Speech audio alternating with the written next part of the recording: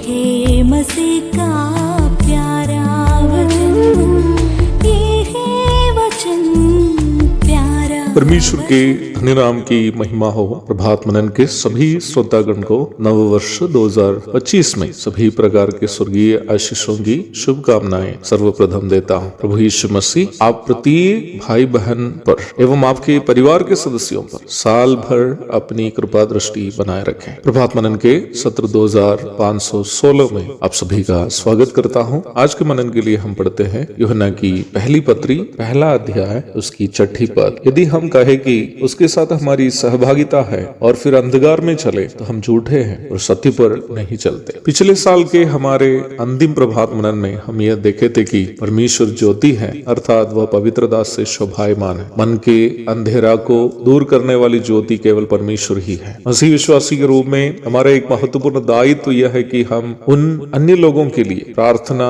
और प्रयास करते रहे कि अंधेरे में भटकने वाले वे भी परमेश्वर रूपी ज्योति की प्राप्ति करें। जैसे कि मैंने कल भी आपको बताया था, नाश होने वाले लोगों की चिंता नहीं करने वाले मसीही लोग मसीही कहने लायक ही नहीं। मन के अंधेरे के कारण नाश होने वाले अन्य लोगों को बचाने के लिए मसीह विश्वासियों के द्वारा करने का सर्वोत्तम कार्य परमेश्वर की ज्योति में चलना है। यदि हम परमेश्वर की ज्योति वास्तव में पाए हैं तो वो ज्योति अंधेरे में भटकने वाले दूसरों को दिखाने की हमें जिम्मेदारी है। प्रभु यीशु मसीह उन पर विश्वास करने वालों से कहता है, तुम जगत की ज्योति हो। मत्ती 5:14। आगे प्रभु उसके 15 एवं 16वीं पदों में इस प्रकार कहता है, और लोग दिया जलाकर पैमाने के नीचे नहीं परंतु दीवट पर रखते हैं, तब उससे घर के सब लोगों को प्रकाश पहुंचता है। उसी प्रकार तुम्हारा उजियाला मनुष्यों के सामने चमके कि वे तुम्हारे भले कामों को देखकर तुम्हारे पिता की जो स्वर्ग में है बड़ाई करे। परमेश्वर रूपी उजियाले से ज्योति पाए हुए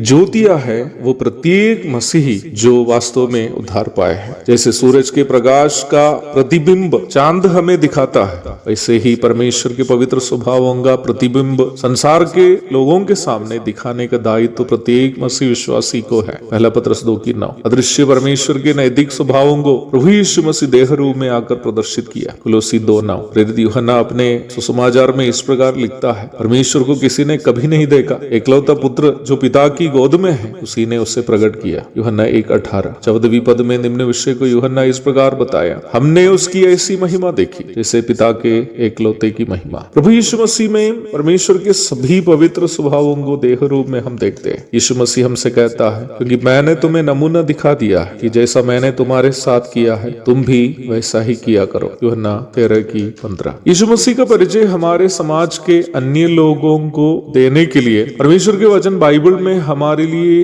दी गई व्यवस्था यीशु मसीह के स्वभावों को हमारे जीवन से दिखाना ही है, ना कि सांता क्लॉस की तरह कपड़े पहनकर या मुखौटा पहनकर दूसरों के सामने जोकर बनकर नाचने से। कई दिनों के बाद कटिहार में हम जिस मकान में किराए पर रहते हैं उसका मकान मालिक परिवार समेत कल पहुंचे। रात में मकान मालकिन मेरी पत्नी से जब बात कर रही थी तो इस प्रकार बोली, कोई उनसे ये कहा कि अरे वे केरल वाले तो काफी साल से आपके घर में रह रहे हैं, उनको खाली कराओ ना, कहीं मकान को तो वे कब्जा ना करे। हम पिछले 10 सालों से इसी घर में किराए पर रहते हैं। हमारे किराए के मकान के आगे 2 आम के पेड़ हैं जो सीजन में भरपूरी से फल देते हैं, लेकिन पूरे हियाव से मैं आपको बताना चाहता हूं कि हम कभी भी नीचे गिरने वाले आम तक भी कभी उठाया नहीं। कभी कभी केवल वही खाया जो मकान मालिक के साला जो मकान में किसी हिस्से में रहता है उठाकर हमें दिया है। ये बात मालिक और पत्नी भी जानते हैं। मालकिन तब मेरी